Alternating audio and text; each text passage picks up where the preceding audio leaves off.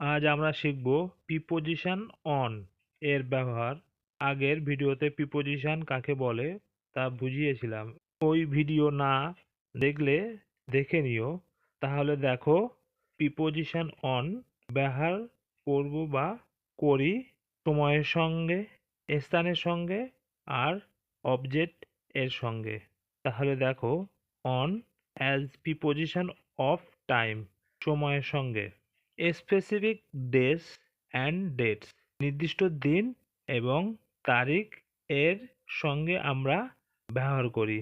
যেমন on May 5th, on July 18। আবার দেখো, ডেজ অফ দ্য উইক, সপ্তাহের দিনগুলির সঙ্গে অন আমরা ব্যবহার করি। তার মানে যেমন অন মন্ডে, অন সানডে।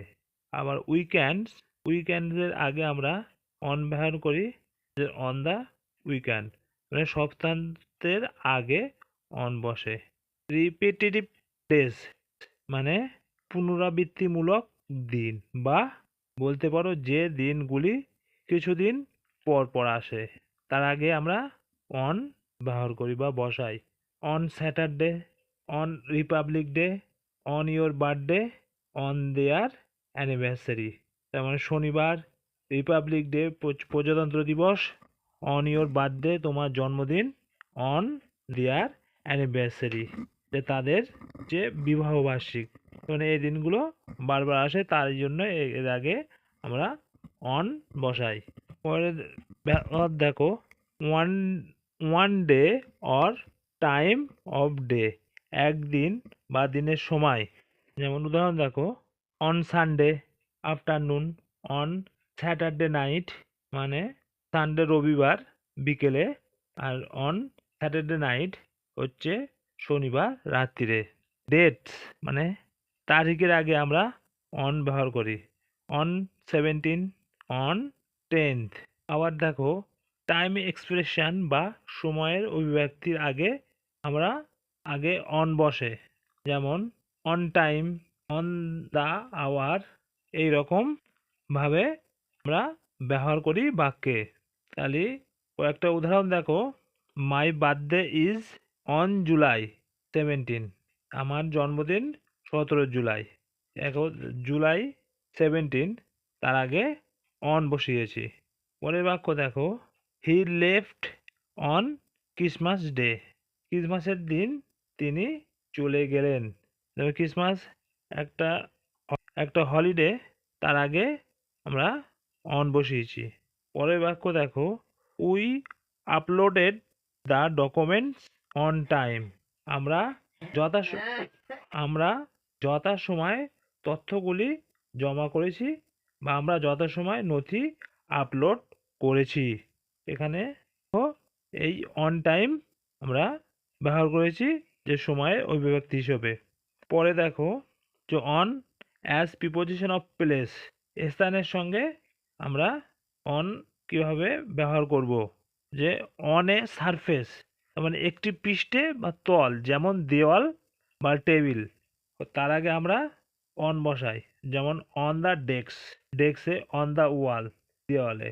আর একটা জিনিস মনে রাখবে, কোনো বস্তু যদি কারোর উপর স্পর্শ অবস্থায় স্থির থাকে, তাহলে যার উপর স্পর্শ অবস্থায় আছে তার আগে আমরা অন বসাই বা বসে।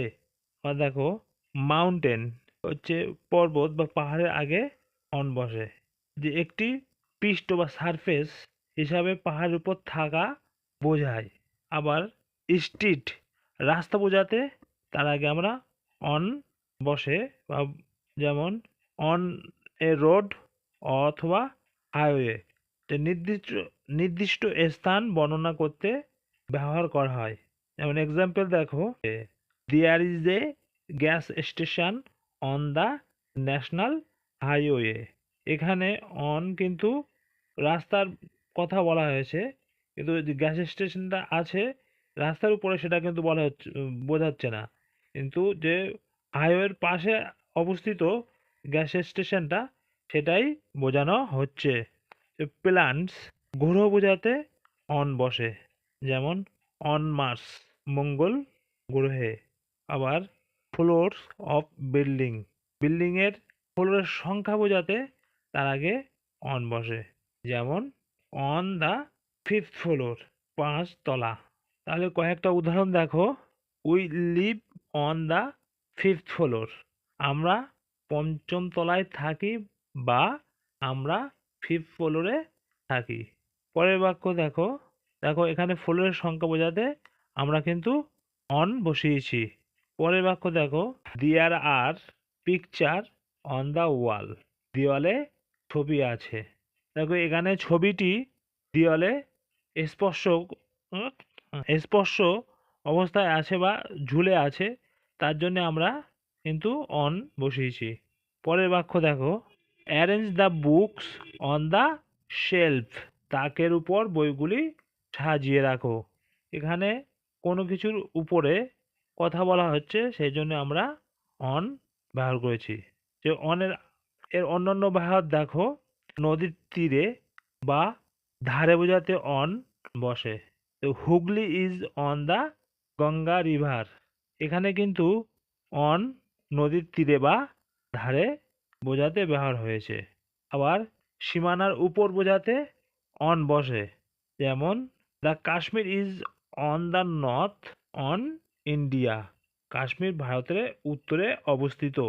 তাহলে বুঝতে পারলে যে অন প্রিপোজিশন কোথায় কোথায় ব্যবহার হয়। যে অন প্রিপোজিশনের আরও অনেক ব্যবহার আছে, আস্তে আস্তে সব বুঝে যাবে। তোমরা news paper, English movie, English story book পড়বে, তাতে প্রিপোজিশনগুলো কীভাবে বাক্যের অর্থ অনুযায়ী ব্যবহার করা হয় বা করে, সেগুলো তোমাদের লক্ষ্য করতে হবে।